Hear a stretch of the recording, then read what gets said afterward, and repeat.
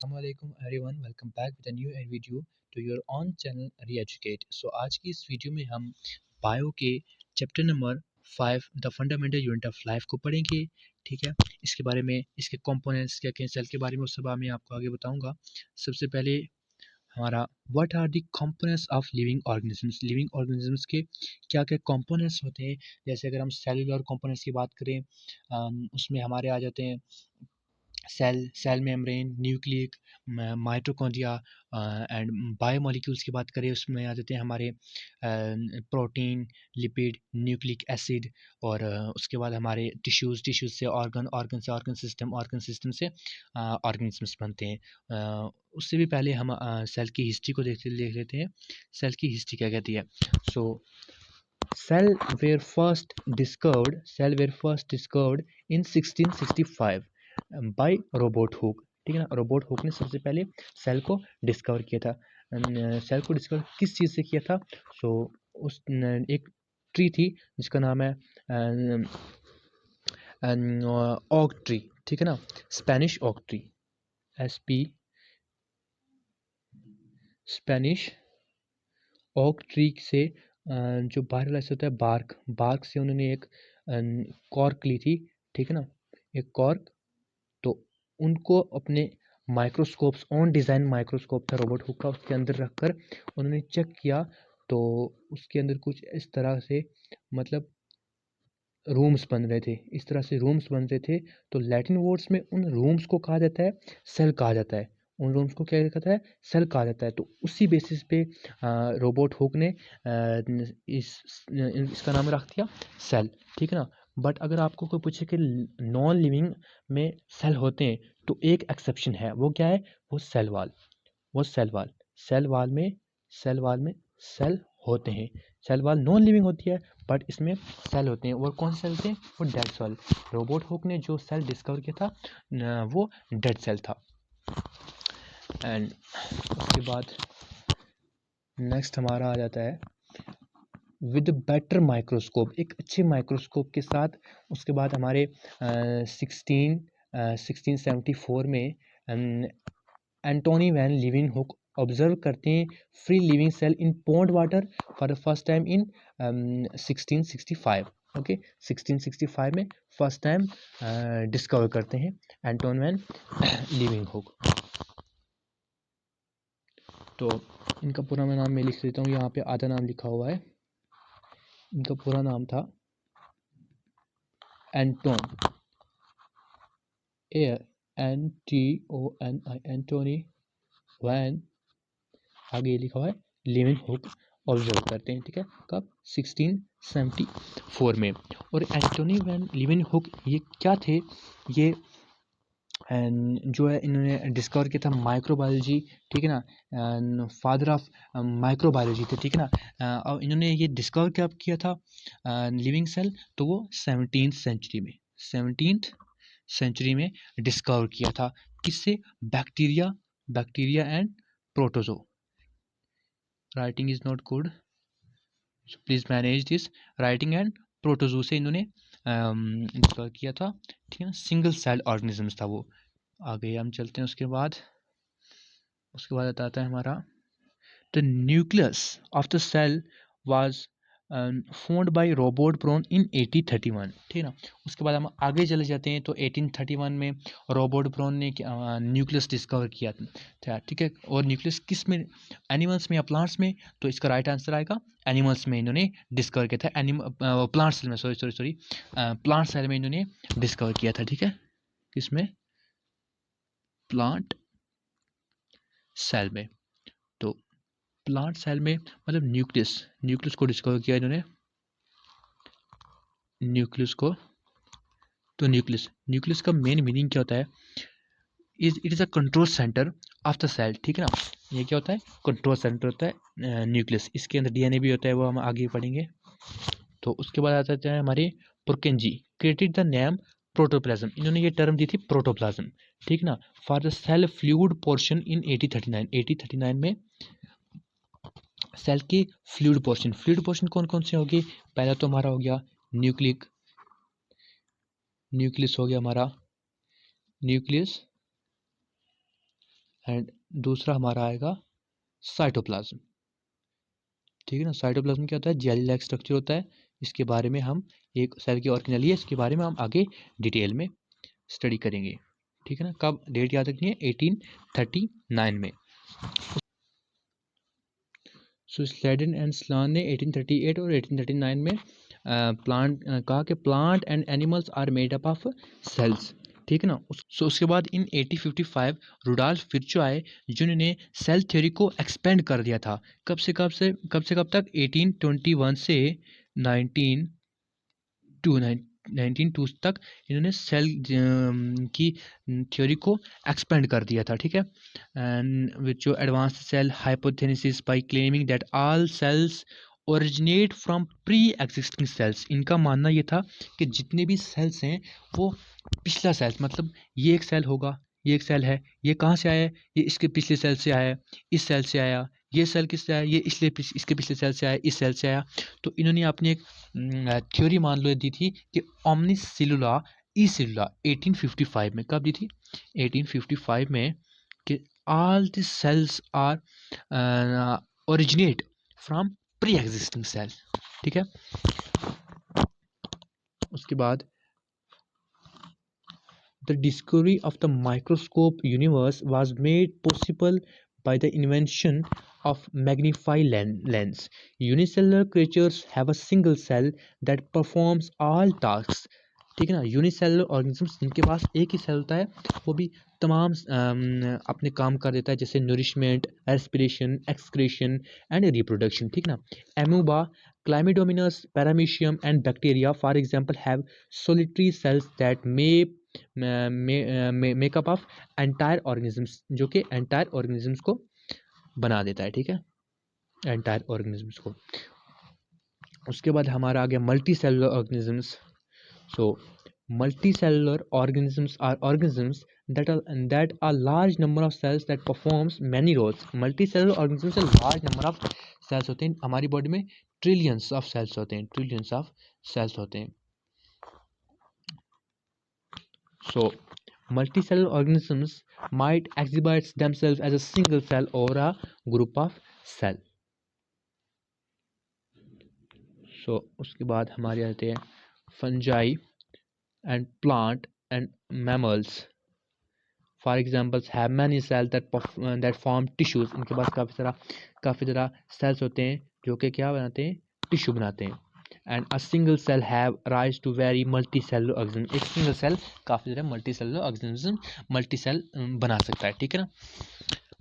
As a result all cell are derived from pre existing cell. तमाम cell जो हैं वो प्री एग्जिस्टिंग सेल से आते हैं। Cells of various type can also be found in some creatures. कुछ creatures में, कुछ ऑर्गेनिजम्स में मुख्तलिफ किस्म के सेल भी पाए जा सकते हैं। ठीक है ना। नर्व सेल्स आ गए, ब्लड सेल्स आ गए, स्मूथ मसल सेल्स आ गए, ओम सेल आ गया हमारा, ये हमारा बोन सेल आ गया, ये स्पर्म सेल आ गया एंड ये फैट सेल आ गया। ठीक है ना। ये इतने टाइप्स के सेल्स जो है हमारी बॉडी में होते हैं। ठीक है।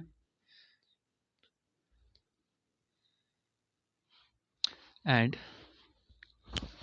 the shape and size of cell determined by the function it performs. जो function वो cell perform करेगा उसी के हिसाब से उसकी shape होगी। Some cells alter their appearance. Amoeba for example, in other situations the cell shape may be less or fixed. amoeba में कभी सेल की शेप बड़ी हो सकती है, कभी कम हो सकती है। ठीक है ना। Unique specific cell types, for example nerve cells. Every live cell has a ability to carry out certain basic operations, ठीक है ना, that are common to all living organisms. all living organisms से वो functions होते हैं। ठीक है ना। A multicellular organisms like humans, there is a division of labors. Division of labors means cell organelles. This means that various regions of the human body serve diverse purposes. ठीक है ना। Within a cell, the division of work is also visible. In reality, हकीकत में each of these cells has a unique component known as cell organelle. हर एक cell के पास unique components होते हैं, मतलब unique cell organelles होते हैं. Each type of cell organelle has a distinct purpose. हर एक cell organelle का अपना अपना काम होता है. These organelles allow to cell to live and accomplish for all of its activities. The basic unit of cell is made up of these organelles. Cell इस organelles का ही बना होता है, ठीक है। आगे हम चलते हैं। What are the components? Okay, what are the components of cell? Cell के क्या क्या components होते हैं?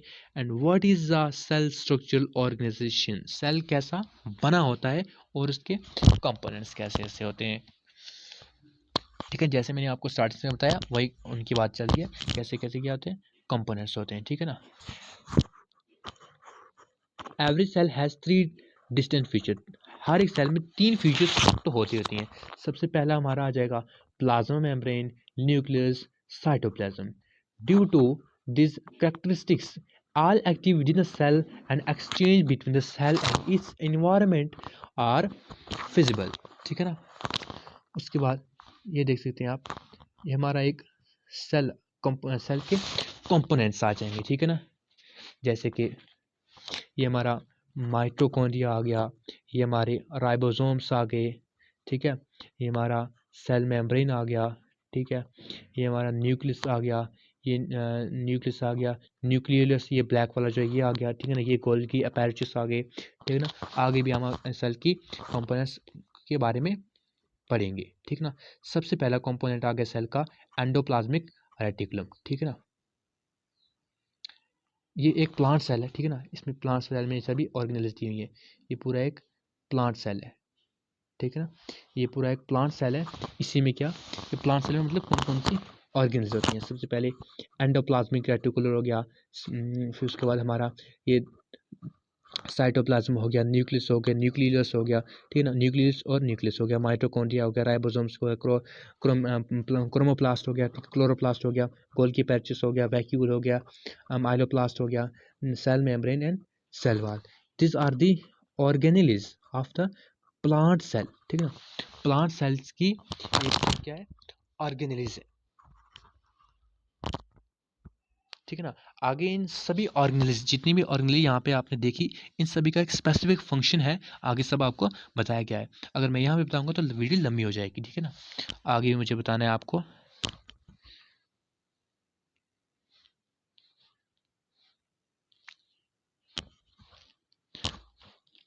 The plasma membrane also known as a cell membrane. जो ये प्लाज्मा मेम्ब्रेन जिसे बोलते हैं ना हम, सेल की जो ये प्लाज्मा मेम्ब्रेन होती है, ये वाली, ये आउटर कवरिंग, इसे प्लाज्मा मेम्ब्रेन और सेल मेम्ब्रेन दोनों हम कह सकते हैं, ओके।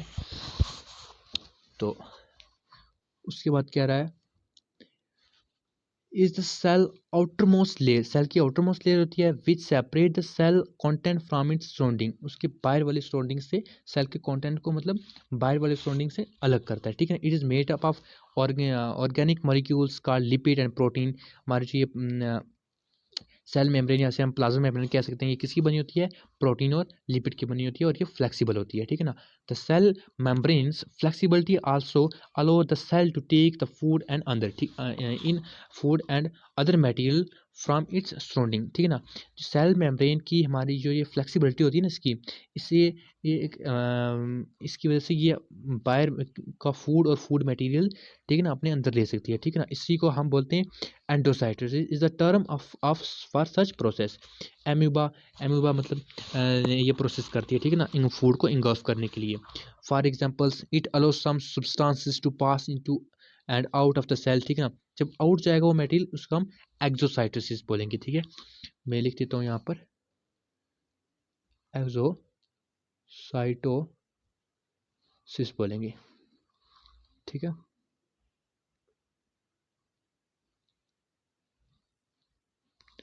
तो उसके बाद आता है हमारा diffusion, osmosis and other process can move chemically through semi-permeable barrier। semi-permeable barrier के diffusion, osmosis, ये सभी प्रोसेस को हम आगे पढ़ेंगे। the difference between diffusion and osmosis are giving below। so, हम नीचे पढ़ते हैं diffusion और osmosis में आखिर डिफरेंस क्या होता है, ठीक है।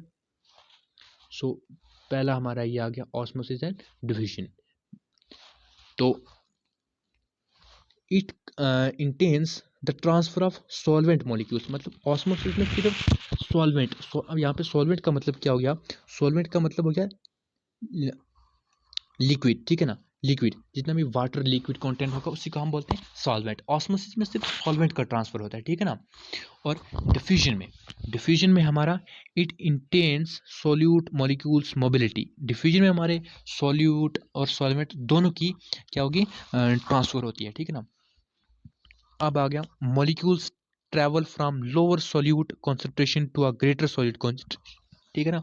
ऑस्मोसिस में लो कॉन्सेंट्रेशन से हाई कॉन्सेंट्रेशन तक मॉलिक्यूल्स जो है मूव करते हैं, और डिफ्यूजन में molecules travel from a greater solute concentration to a lower solute concentration. Diffusion में जो है मॉलिक्यूल्स से हाई कॉन्सेंट्रेशन से लो कॉन्सेंट्रेशन में मूव करते हैं, ठीक है ना। It only happen when a semi permeable membrane is crossed, ठीक है ना। ऑस्मोसिस जब हम किसी सेमी परमेबल मेम्ब्रेन, सेल की सेमी परमेबल मेम्ब्रेन होगी, इसमें से जब हम क्रॉस करेंगे तो ऑस्मोसिस के थ्रू क्रॉस करेंगे, ठीक है ना। सॉलिड को अगर क्रॉस करना होगा, ठीक है ना, या मैक्रोमोलिक्यूल्स को। It does not necessitate the use of semi-permeable membrane। Diffusion में सेमी परमेबल मेम्ब्रेन का इस्तेमाल होता है। डिफिजन भी टू टाइप्स के होते हैं, एक होता है सैम्पल डिवीजन, एक होता है फैसिलिटेटेड डिवीजन। जो सैम्पल डिवीजन होता है ना, सैम्पल डिवीजन, उसमें जो है जितने भी मॉलिक्यूल्स होंगे वो अगर यहाँ पर हाई मॉलिक्यूल्स हैं, यहाँ पर हाई मॉलिक्यूल्स हैं, तो हाई से यहाँ पर लो मॉलिक्यूल्स हैं, यहाँ पर ये जो जाएंगे, ठीक है ना। डिफ्यूजन में ये, सैम्पल डिवीजन में ये ईजिली चले जाएंगे, ठीक है ना। पर जो हमारी ये होगी फैसिलिटेटेड डिवीजन, ठीक है ना, नीचे बता दो हमें फैसिलिटेटेड डिवीजन। फैसिलिटेटेड डिवीजन में अगर यहाँ मॉलिक्यूल्स ज़्यादा है, ठीक है ना, नाइट्रोजन यहाँ ज़्यादा है, अंदर कम है, ठीक है ना, अंदर जाना है नाइट्रोजन को, ठीक है ना।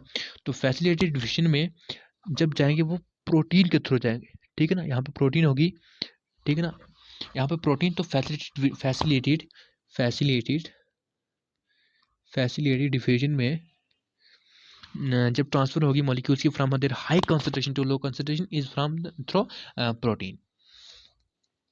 सो examples of potato slice kept in high source of solute, it shrinks when a drop of ink is dropped into glass of water, it's pressed। मतलब ड्रॉप्स ऑफ वाटर, जब इंक की ड्रॉप जब हम पानी में डालते हैं तो उसके पार्टिकल्स पानी के पार्टिकल्स से मिलकर जो है मिक्स हो जाती हैं, ठीक है ना।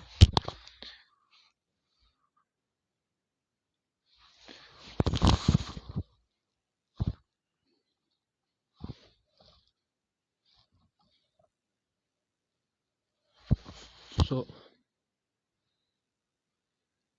Stop, continue.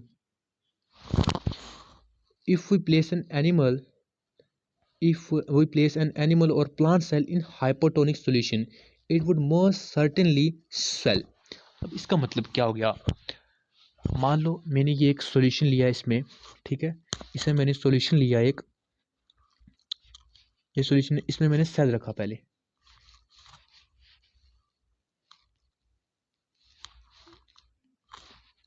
सबसे पहले इसमें मैंने सेल रखा, साथ में ये सॉल्यूशन है, ठीक है, सॉल्यूशन है इसमें। तो ये बोल रहा है हमारे पास कि जब when we place an animal or plant cell in hypotonic solution it would most certainly swell। ये swell हो जाएगा। अब swell का मतलब क्या होता है, swell का मीनिंग होता है फैलना। ये बोल रहा है कि ये फैल जाएगा, ठीक है ना। कैसे फैल जाएगा, मतलब मान लो कि सेल में जो है वो वाटर की कॉन्सेंट्रेशन या सॉलिड की कॉन्सेंट्रेशन लो है, बट बाहर आप देख रहे हैं बाहर सॉलिड की कॉन्सेंट्रेशन ज़्यादा है, तो इसलिए जो सॉलिड की मूवमेंट होगी वो लो कॉन्सेंट्रेशन से हाई कॉन्सेंट्रेशन, मतलब सॉलिड से सेल के अंदर आएगी, तो उसी वजह से सेल जो है वो स्वेल हो जाएगा, सेल स्वेल हो जाएगा, ठीक है ना। उसके बाद if it keep it in isotonic solution, अगर एक आइसोटोनिक सॉल्यूशन में, आइसोटोनिक सॉल्यूशन में अगर हम सेल को रखेंगे तो आइसोटोनिक सॉल्यूशन में भी उतना ही अमाउंट का सॉल्यूट होगा जितना कि सेल के अंदर होगा, तो इसमें नो नेट एक्सचेंज होगा, ठीक है ना। और उसके बाद it will maintain its size, ठीक है, अपने साइज मेंटेन करेगा आइसोटोनिक सॉल्यूशन के अंदर, ठीक है ना। The cell will shrink if the solute is hypotonic, अगर सोल्यूट हमारा हाइपोटोनिक है, हाइपोटोनिक है मतलब कि सेल के अंदर हाई कंसंट्रेशन ऑफ सोल्यूट है, सॉल्वेंट है, तो सेल सॉल्यूशन में लो कंसंट्रेशन ऑफ सॉल्वेंट है, तो सेल हाई से लो जाती है कंसंट्रेशन, ठीक है ना। तो इसमें हमारा जो है सेल जो है वो क्या हो जाएगा, श्रिंक हो जाएगा, मतलब सिकुड़ जाएगा, सेल हमारा अंदर को चला जाएगा, ठीक है ना, अंदर को से चला जाएगा, श्रिंक हो जाएगा, ठीक है ना।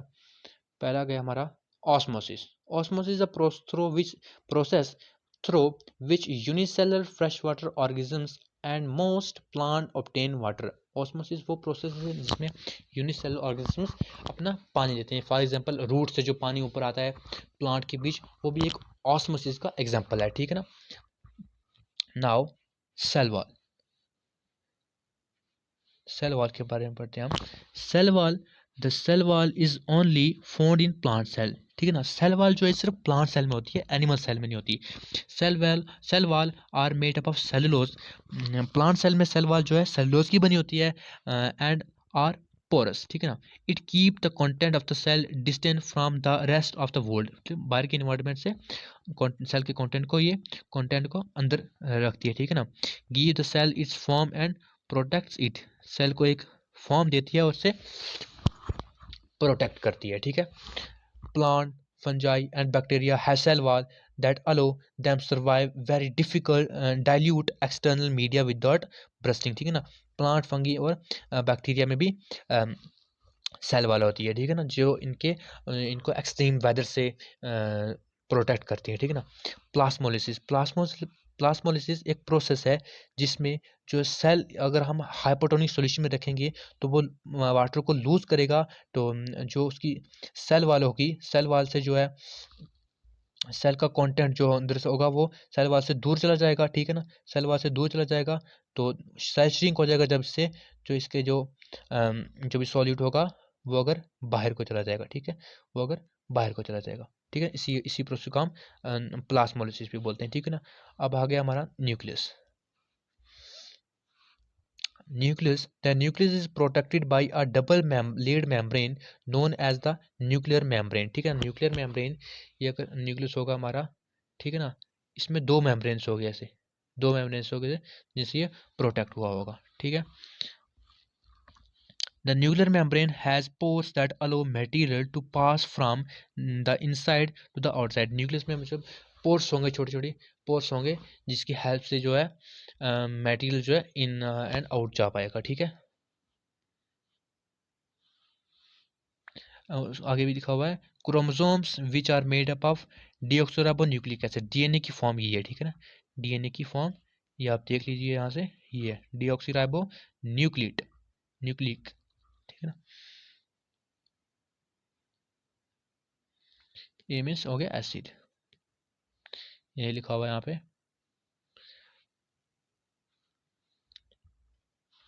And protein are found in the nucleus. ठीक है ना. The nucleus is in charge of cell entire activity. ठीक है ना. ये हमारा न्यूक्लियस हो गया, ये हमारा न्यूक्लियस हो गया पूरा. ठीक है ना. जिसमें कि ये जो है हमारे ये न्यूक्लियस हो गया, इसमें ये हमारे क्रोमोसोम्स हो गए. ठीक है ना. ये हमारा न्यूक्लियस हो गया. ठीक है ना. बाहर वाला जो ये ब्लैक वाला होगा, डेंस वाला, इसे हम न्यूक्लियस बोलेंगे. ठीक है ना. The nucleus is important in cell division and development because it contains genetic information in the form of DNA की फॉर्म में genetic information रखता है. ठीक है ना. Genes are the functional portion of DNA, protein synthesis and character transmission from one generation to the next generation. ठीक है. Crucial function of the cell nucleus is it is important for cellular reproduction in some organelles and the nucleus membrane is missing. ठीक है ना. जो prokaryotic sales होते हैं ना, prokaryotic sales होते हैं, उसमें जो न्यूक्लियर मेम्ब्रेन जो है मिसिंग्स होती है. ठीक है ना. Bacteria for example eukaryotic and organism that have a nuclear membrane in their cell. Bacteria और यूकैरियोटिक जितने भी ऑर्गेनिजम्स होंगे, जितने भी यूकैरियोटिक सेल होगा उनमें मेम्ब्रेन होगी. ठीक है. अब आगे difference between prokaryotic and eukaryotic. ठीक है ना. प्रो मीन्स हो गया ओल्ड, क्रोएटिक मीन्स सेल्स. ठीक है ना. यू मीन्स हो गया न्यू. ठीक है ना. ओल्ड और न्यू सेल की बात चल रही है. ठीक है ना. ये जो very minute in cell, very fairly large in cell. Prokaryotic size में छोटे होते हैं और यूकैरियोटिक साइज में बड़े होते हैं. ठीक है ना. द न्यूक्लियर रीजन न्यूक्लियोइड, ठीक है ना, is not surrounded by a nuclear membrane. ठीक है ना. अब मान लो यहाँ पे डीएनए होगा उसका. ठीक है ना. ये डीएनए होगा, इसके आसपास न्यूक्लियस नहीं होगा. ठीक है ना. ऐसे न्यूक्लियस की मेम्ब्रेन नहीं बनी होगी. ठीक है ना. बल्कि साइटोप्लाज्म आप मान लो डेंस हुआ होगा. ठीक है ना. उसी को ये बोल देंगे. ठीक है. उसी को इन्होंने बोल दिया है न्यूक्लियोइड. ठीक है ना. उसी को न्यूक्लियोइड बोल दिया है. ठीक. तो उसके बाद सिंगल क्रोमोसोम्स प्रेजेंट होते हैं, इसमें सिंगल क्रोमोसोम्स प्रेजेंट होते हैं, इसमें more than one chromosomes present होते हैं, इसमें न्यूक्लियस एब्सेंट होता है, ठीक है ना, इसमें न्यूक्लियस प्रेजेंट होता है। मेम्ब्रेन बॉन्ड ऑर्गेनेल्स होते हैं, ठीक है ना, जो भी ऑर्गेनेल्स होगी, माइटोकॉन्ड्रिया होगा, मतलब जो भी होगा, और राइबोसोम्स में तो मेम्ब्रेन बॉन्ड होती नहीं है, ठीक है। जितनी भी ऑर्गेनेल्स होंगी प्रोकैरियोटिक में, उनमें जो है मेम्ब्रेन नहीं होगी, ठीक है ना, जितनी भी ऑर्गेनेल्स होंगी। बट यूकैरियोटिक में जितनी भी मेम्ब्रेन्स होगी उसमें मेम्ब्रेन बॉन्ड प्रेजेंट होगी, ठीक है। सेल डिवीजन इज फ्यूजन और बिल्डिंग नो माइटोसिस, ठीक है ना, cell division is by mitosis and meiosis, cell division होता है माइटोसिस और मियोसिस, ठीक है ना। इससे भी हम माइटोसिस एंड मियोसिस को भी हम आगे पढ़ेंगे, फर्दर पढ़ेंगे हम। अब आगे पहली हमारी ऑर्गेनेली सेल की, जो कि है साइटोप्लाज्म, ठीक है ना, जूम कर लेते हैं हमसे, cytoplasm.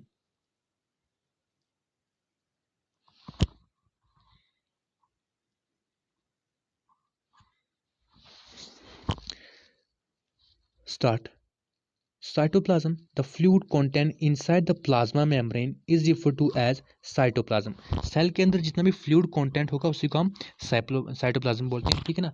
It's like jelly like substance that cover the entire cell save the nucleus, ठीक है ना, जेली लाइक स्ट्रक्चर होता है, ठीक है ना, और न्यूक्लियस को प्रोटेक्ट करता है। It also contains a variety of specialised और सेल ऑर्गेनेल्स, ठीक है ना, in each of which serves a specific purpose for the cell, ठीक है ना, हर एक सेल ऑर्गेनेल का डिफरेंट वर्क होता है सेल में, ठीक है।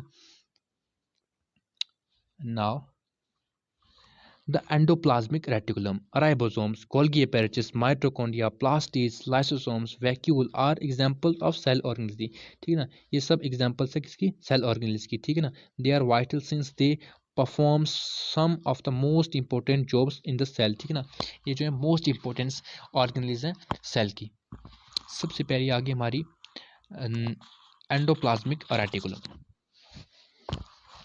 एंडोप्लाज्मिक रेटिकुलम, जिसे हम शॉर्ट में ईआर भी बोलते हैं, ठीक है ना, is a vast network of membrane bone tubeless sheet, ठीक है ना। नीचे डायग्राम भी दी हुई है आपको, इस डायग्राम को भी हम देखेंगे, ठीक है ना। पहले हम यहाँ से पढ़ लेते हैं ये क्या कर रहा है।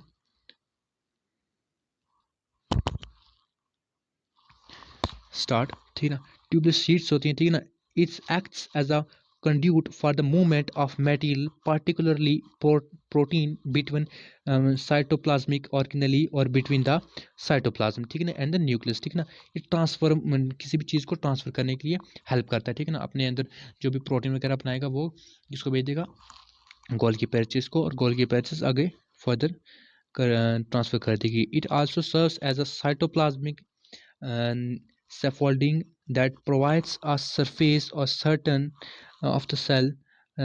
Metabolic operation, rough endoplasmic reticulum and smooth endoplasmic reticulum are two term of ER. Endoplasmic reticulum की दो टर्म होती हैं, rough endoplasmic reticulum and soft endoplasmic reticulum।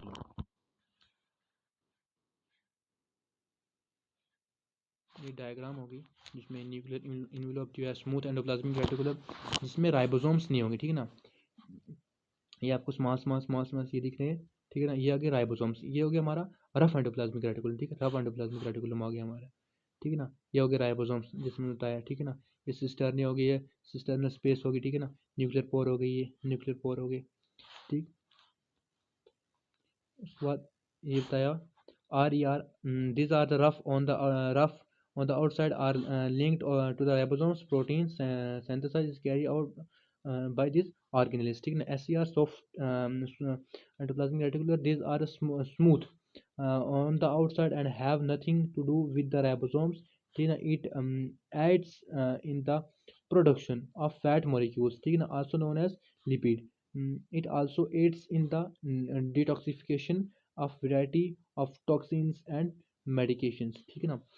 मान लो डिटॉक्सिफिकेशन का मतलब हो गया कि हमारे लीवर में काफ़ी ज़्यादा हार्म केमिकल्स ले लिए, हमने काफ़ी ज़्यादा दवाई खा लिया, ठीक है ना, तो उसी को साफ करने के लिए SER काम करते हैं, ठीक है ना, डिटॉक्सिफिकेशन करते हैं, ठीक है ना। और सॉफ्ट एंडोप्लाज्मिक रेटिकुलम जो प्रोडक्शन करते हैं लिपिड का, रफ एंडोप्लाज्मिक प्रोडक्शन करते हैं प्रोटीन का, ठीक है, जो कि मिलकर, ठीक है ना, soft endoplasmic smooth endoplasmic reticulum and rough endoplasmic reticulum मिलकर उनके लिपिड और प्रोटीन बनाते हैं, और लिपिड और प्रोटीन मिलकर मेम्ब्रेन बायोजेनेसिस बनाते हैं, ठीक है ना। Now it's our membrane biogenesis. Membrane biogenesis. ER produces protein and lipids that aids in the formation of the cell membrane. ठीक है, नई सेल में मेम्ब्रेन बनाते हैं, ठीक है ना, इसी को हम मेम्ब्रेन बायोजेनेसिस बोलते हैं. Membrane biogenesis is the name given to this process. ठीक है, the Golgi apparatus is named after Camillo Golgi. Camillo Golgi ने गोल्गी apparatus को नाम दिया, ठीक है ना, a scientist who was the first to describe it. ठीक है ना, stack of membrane bound cisternae makes up the Golgi apparatus. ठीक है, यही हमारा हो गया गोल्गी apparatus. ठीक है ना, इस तरह की शेप में बनेगा. ठीक है, इस तरह की शेप में ये गोल्गी apparatus आ गया. ठीक है, गोल्गी apparatus को कैमिलो गोल्गी ने 1898 में, ठीक है ना, 1898 में डिस्कवर किया था. ठीक है ना, गोल्गी apparatus का काम क्या होता है. ठीक है ना, मान लो एंडोप्लाज्मिक रेटिकुलर के अंदर कोई मटेरियल बनेगा. ठीक है ना, वो पैकेज होगा. ठीक है ना, उसके बाद जो है एंडोप्लाज्मिक रेटिकुलर उसको गोल्गी apparatus के पास भेज देंगे. ठीक है ना, किसको, प्रोटीन्स को और लिपिड्स को. ठीक है ना, वेसिकल्स में पैक करके एंडोप्लाज्मिक गोल्गी apparatus के पास वो भेज देंगे. ठीक है ना, अगर गोल्गी apparatus को उन्हें मॉडिफाई करना होगा या पैकेजिंग करनी होगी. ठीक है ना, प्रोडक्ट्स की इन वेसिकल्स. ठीक है ना, और एंडोप्लाज्म गोल्गी apparatus अपने अंदर उसे स्टोर भी कर सकती है. ठीक है ना, और उसके बाद जो है गोल्गी apparatus फॉर्मेशन करती है किसका, लाइसोसोम्स का. ठीक है ना, लाइसोसोम्स. ठीक है ना, इसको भी हम आगे पढ़ने वाले. सो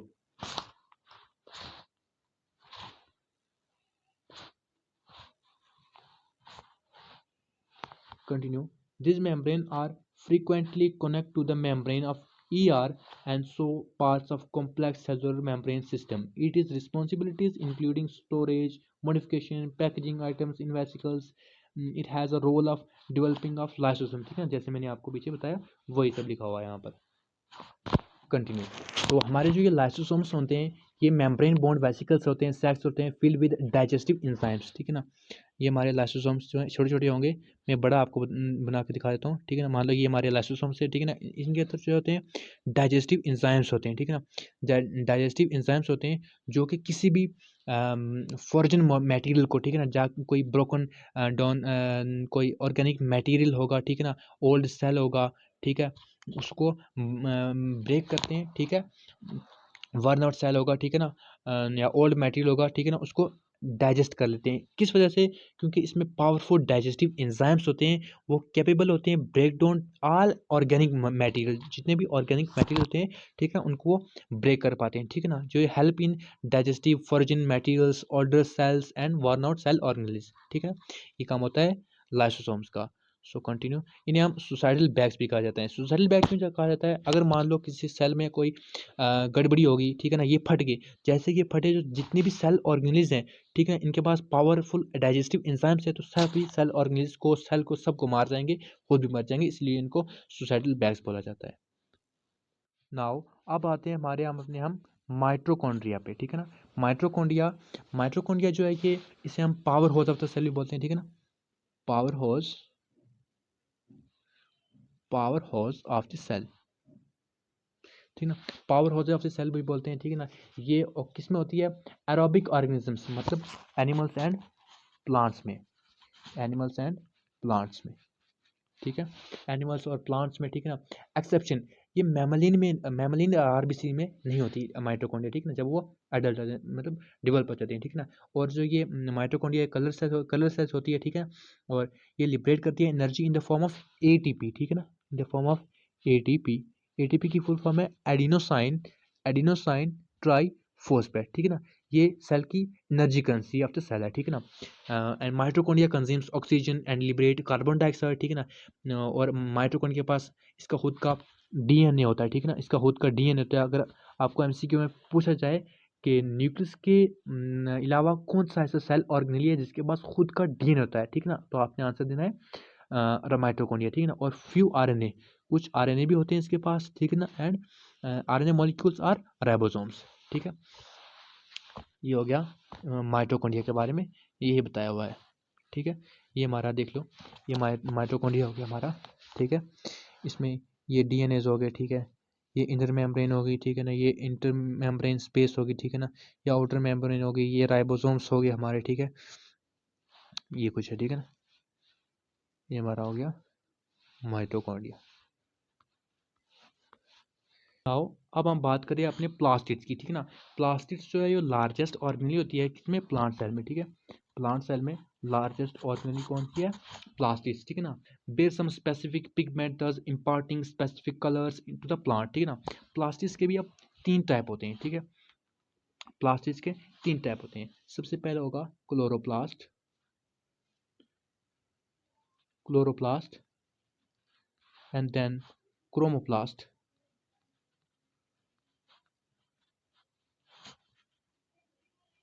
क्रोमोप्लास्ट,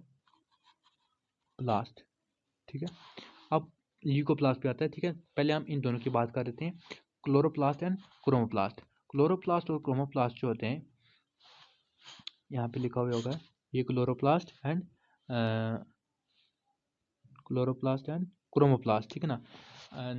जो हमारे ये क्लोरोप्लास्ट होते हैं, ठीक है ना, ये ग्रीन कलर पिगमेंट प्लास्टिक्स होते हैं, ठीक है ना, जो फोटोसिंथेसिस में हेल्प करते हैं, ठीक है ना। उसके बाद क्लोरोप्लास्ट में क्लोरोफिल होता है और कैरोटीनॉइड पिगमेंट होता है जो कि सनलाइट को ट्रैप करता है और फोटोसिंथेसिस में हेल्प करता है। अब उसके बाद आ गया हमारा क्रोमोप्लास्ट, ठीक है ना। क्रोमोप्लास्ट ये येलो और रेड कलर का फैट सोल्यूबल प्लास्टिक्स होता है, ठीक है ना, which includes carotenoid pigment such as carotene, xanthophyll and other, ठीक है ना। ये क्या करता है, पिगमेंट देता है फ्रूट को और फ्लावर को, ठीक है। मान लो ये एक टोमेटो है, ठीक है ना, ये एक टोमेटो, ठीक है ना। अभी ये क्या है, अभी ये ग्रीन है, अभी ये ग्रीन है, इसमें क्या है, क्लोरोप्लास्ट है, ठीक है ना। अब जब ये टोमेटो राइप हो जाएगा, पक जाएगा, यही टोमेटो लाल हो जाएगा, ठीक है ना। यही टोमेटो लाल हो जाएगा जब, ठीक है, जब लाल हो जाएगा तब इसमें क्या हो गया, रेड हो गया। अब आ गया क्रोमोप्लास्ट। क्रोमोप्लास्ट का से मतलब आप समझ लो पिगमेंट देता है, ठीक है ना, और येलो टू रेड कर देता है, ठीक है ना। अब आ गया तीसरा पार्ट हमारा लीकोप्लास्ट, ठीक है, लीकोप्लास्ट, ठीक है ना। अब लीकोप्लास्ट में भी 3 टाइप्स होते हैं। पहला होता है अनाइलोप्लास्ट, पहला होता है अनाइलोप्लास्ट। एनाइलोप्लास्ट जो है ना, ये स्टोर करता है शुगर को, ठीक है ना, स्टोर करता है इसको, शुगर को। उसके बाद होता है हमारा दूसरा पार्ट है इलायोप्लास्ट, दूसरा पार्ट है इलायोप्लास्ट। इलायोप्लास्ट जो है ये स्टोर करता है किसको, ऑयल को, फैट्स को, ठीक है ना। उसके बाद हमारा आगे तीसरा पार्ट है एलीरोप्लास्ट, ठीक है ना, लीरोप्लास्ट, जो ये स्टोर करता है इसको, प्रोटीन को, ठीक है ना, प्रोटीन को, ठीक है ना। अब हम समझ लेते हैं ल्यूकोप्लास्ट क्या है, ठीक है ना। ये कलरलेस प्लास्टिक है, वेरी शेप एंड साइज के, ठीक है ना। स्टोर क्या है, न्यूट्रिएंट स्टोर करता है, ठीक है ना। इसके 3 पार्ट्स जो है मैंने आपको बताए, अमाइलोप्लास्ट, एलायोप्लास्ट एंड अलीरोप्लास्ट, ठीक है ना। अमाइलोप्लास्ट क्या करता है, शुगर कंटेन करता है। इलायोप्लास्ट क्या करता है, ऑयल और फैट को स्टोर करता है। और अलीरोप्लास्ट क्या करता है, प्रोटीन को स्टोर करता है, ठीक है। अब नेक्स्ट हमारी ऑर्गेनली आ रही वैक्यूल। ये वैक्यूल है, वैक्यूल क्या है, वैक्यूल एक मैं आपको बना कर दिखा देता हूँ यहाँ पर। ये मानो वैक्यूल है, ठीक है। वैक्यूल एक सिंगल मेम्ब्रेन, ठीक है ना, सिंगल मेम्ब्रेन जिसे हम क्या बोलते हैं, टोनोप्लास्ट। इस मेम्ब्रेन का नाम क्या है, टोनोप्लास्ट, ठीक है ना, टोनोप्लास्ट, ठीक है ना। ये क्या कंटेन्स करती है, ठीक है ना, सैप, एक्सक्रीटरी प्रोडक्ट्स, ठीक है ना। ये जो है एनिमल्स में कम छोटी होती है, ठीक है ना। एनिमल्स में मान लो इतनी होगी, एनिमल्स में इतनी होगी, बट प्लांट सेल में इतनी होगी, ठीक है ना। और प्लांट सेल में ये 50 to 90% स्पेस ले लेते हैं, ठीक है ना। 50 to 90% स्पेस जो है सेल की ले लेते हैं वैक्यूल, ठीक है ना। ये स्टोरेज करती है on solid and liquid contents such as amino acid, sugar, various organic acid and some protein, ठीक है ना। और ये क्या सेल को क्या प्रोवाइड करती है, टर्जिडिटी एंड रिजिडिटी, ठीक है। Difference between plant cell and animal cell, ठीक है ना। The difference between plant and animal cell is in analysis below, ठीक है ना। ये प्लांट सेल हो गया, ये एनिमल सेल हो गया। एंडोप्लाज्मिक रेटिकुलम आ गया, ठीक है ना, प्लांट सेल में, ठीक है ना। साइटोप्लाज्म हो गया, न्यूक्लियस हो गया, न्यूक्लियस हो गया, माइटोकॉन्ड्रिया, राइबोसोम्स, क्लोरोप्लास्ट, गोल्गी एपेरेचस, ठीक है ना। वैक्यूल, अमाइलोप्लास्ट, सेल मेम्ब्रेन है, सेल वॉल, ठीक है। और देखें आप एनिमल सेल में सेल वॉल नहीं है, ठीक है। माइटोकॉन्ड्रिया, राइबोसोम्स है, ठीक है, सेल मेम्ब्रेन है, ठीक है ना, गोल्गी एपेरेचस है, न्यूक्लियस है, एंड न्यूक्लियस है, ठीक है। तो बताया गया है। Plant cell possesses cell wall, ठीक है ना। Animal cell do not possess a cell wall, ठीक है ना। Chloroplast are present in plant cell में क्लोरोप्लास्ट होता है, एनिमल सेल में क्लोरोप्लास्ट नहीं होता, एनिमल सेल में सेल वॉल भी नहीं होता। Plant cell possesses large vacuoles, plant cell में लार्ज वैक्यूल्स होता है, एनिमल्स में स्मॉल वैक्यूल्स होता है। Higher plant do not poses centroids and animal cell do not do contain centrioles, ठीक है ना। प्लांट सेल में सेंट्रोइड्स नहीं होता है, एनिमल सेल में सेंट्रोइड्स होता है। Cell division. Cell division is the process by which new cells are formed in organisms for growth, replacing old dead cell, injured cells, ठीक है ना, and reproduction. These are two main type of division: mitosis and meiosis. Mitosis is a type of division, cell division, responsible for the growth and tissue repair, ठीक है, tissue repair और growth के लिए mitosis division cell की division होती है, ठीक है ना। In mitosis, a mother cell is divided into two identical daughter cell, each cell having the same number of chromosomes as the mother cell, ठीक है ना। मान लो ये एक सेल है, ठीक है,